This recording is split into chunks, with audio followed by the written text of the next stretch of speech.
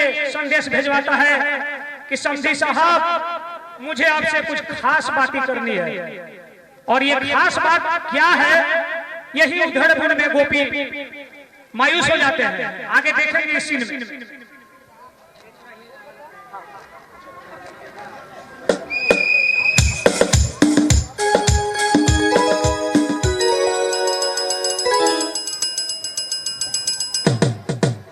डाकिया आया डाक लाया, डाकिया आया डाक लाया।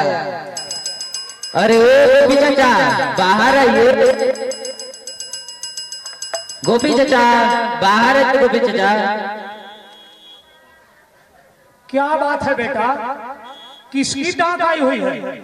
आपके नाम से चिट्ठी है चाचा, भेजने वाले का नाम धनीराम है। धनीराम? अरे धनीराम तो मेरे होने वाले समधी का नाम है। लाओ बेटा, इसमें क्या लिखा है जरा पढ़ के मुझे सुनाओ तो। जी चाचा, समधी जी जय सीताराम।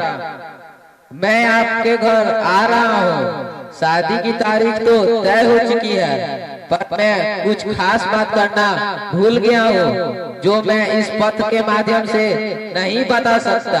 आने के बाद ही बात होगी। जय सीताराम। अच्छा चाचा, अब मैं चलता हूँ। डाकिया आया डाक लाया, डाकिया आया डाक लाया। खबरी लाल मेरा नाम, डाक देना मेरा काम। हे भगवान, क्या बातें हो सकता है।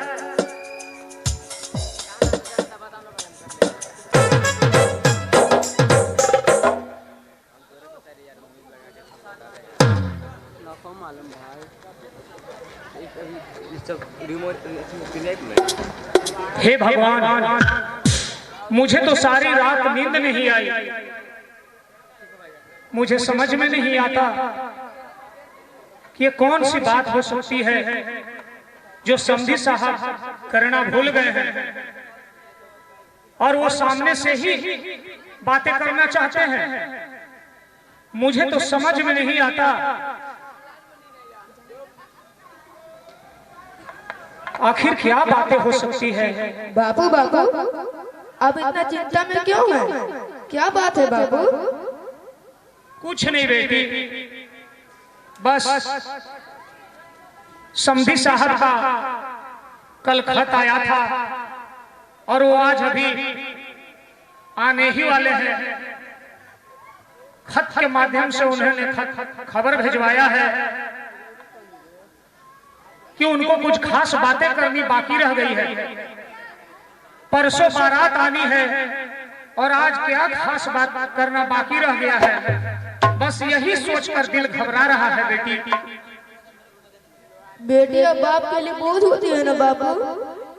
अरे नहीं नहीं, ऐसा ना बोल मेरी बेटी। बेटियां तो बाप के लिए वरदान होती है। कन्यादान करने का सौभाग्य तो सिर्फ उसी को होता है जिसके घर में बेटियां होती है। बेटियां तो जन्मदाता होती है। सब ईश्वर का खेल है बेटी, सब ठीक हो जाएगा। सबका किस्मत ऊपर वाला लिखता है। अब तुम जाओ, नाश्ता पानी का प्रबंध करो। समधी साहब आते ही होंगे। जाओ बेटी। हे भगवान,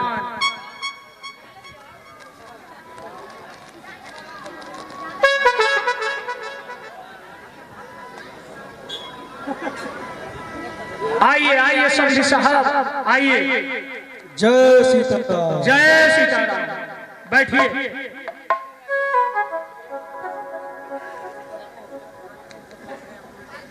घर में तो सब ठीक है, अपनी कहो कुशला। क्यों इतना अकुलाए हो, बोलो जल्दी बात।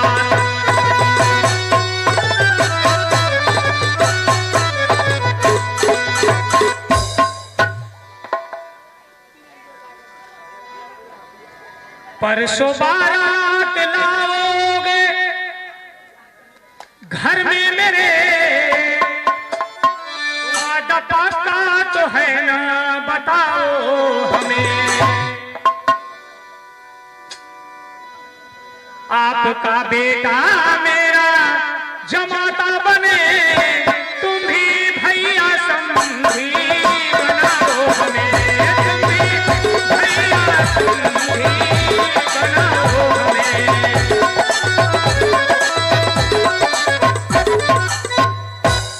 वादा है पक्का मगर भूलने के बाद 9 लाख लाओ फिर आएगी बात।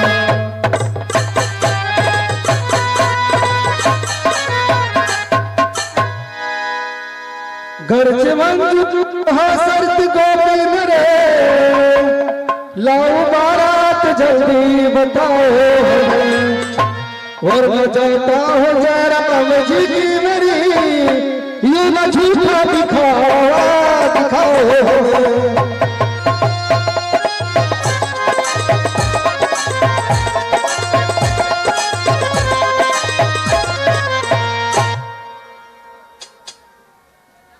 इस तरह बात बोलो न समझी मेरे, परसों बारात घर से नहीं आएगी।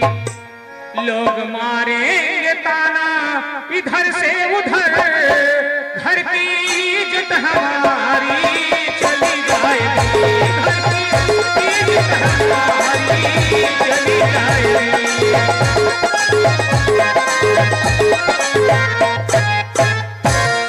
ऐसा डर है कि पहले रकम लाइए, बात घर की है घर में ही रह जाएगी। हम भी जाकर के अपने तैयारी करें, कुछ भी बिगड़े नहीं बात बन जाएगी।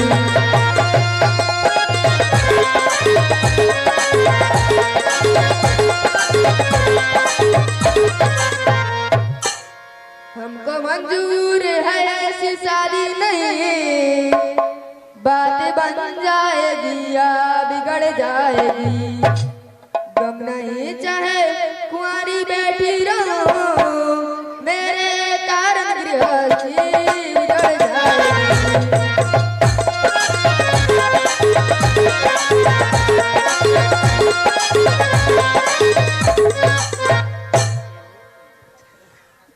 ऐसा बोलो न बेटी तुम्हारे लिए, गम नहीं घर गृहस्थी उजड़ जाएगी। मुंह दिखाने के काबिल न रह पाऊंगा, बात परसों की है जो बिगड़ जाएगी, परसों की है जो बिगड़ जाएगी।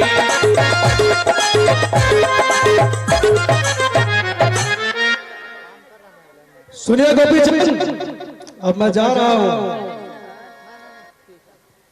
अरे नहीं समझी साहब, नहीं, ऐसा ना करिए।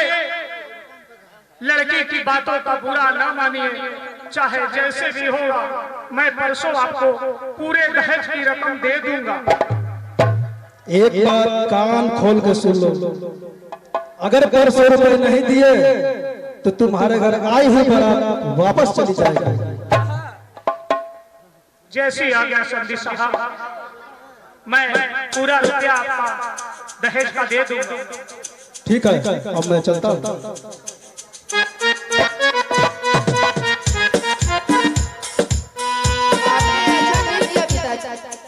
इतनी दौलत कहाँ से आएगी? सारा घर बार बेचकर बेघर होने के बाद आप फकीर बन जाओगे क्या? आपको फकीर बनाकर हमें अमीर नहीं बनना है, हम ये शादी नहीं करेंगे बाबू।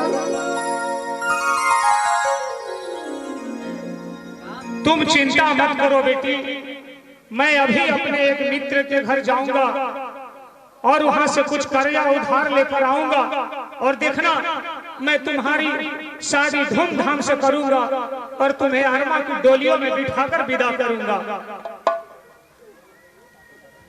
जा रहा हूं मैं एक मित्र के घर लली, रुपये अभी मैं मांग कर लाऊंगा।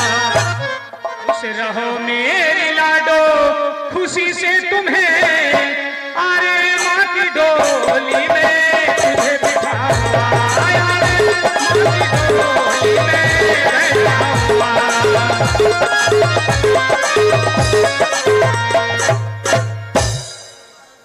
कर्जा लोगे कहीं रख के गिरवी मकान, रुपए और बाबुल कहाँ पाओगे, है रे मंजूर हमको नहीं है पिता, बात मानो मेरी वरना पछताओगे।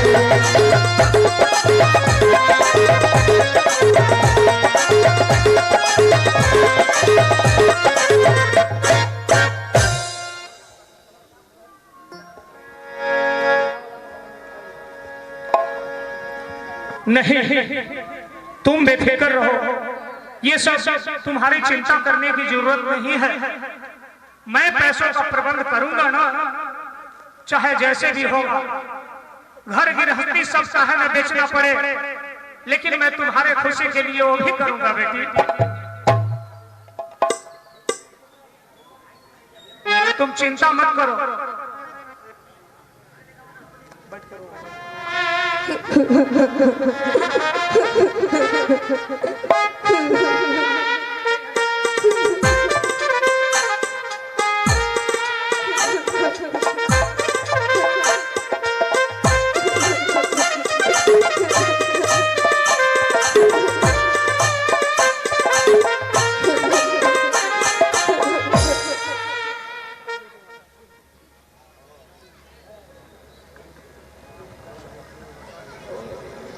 तुम चिंता न कर बेटे, मैं प्रबंध करूंगा, रुपये लाऊंगा, कर्ज लाऊंगा, खोज कर भीख मांगना पड़े तो भीख मांगूंगा बेटी, लेकिन तू मत रो।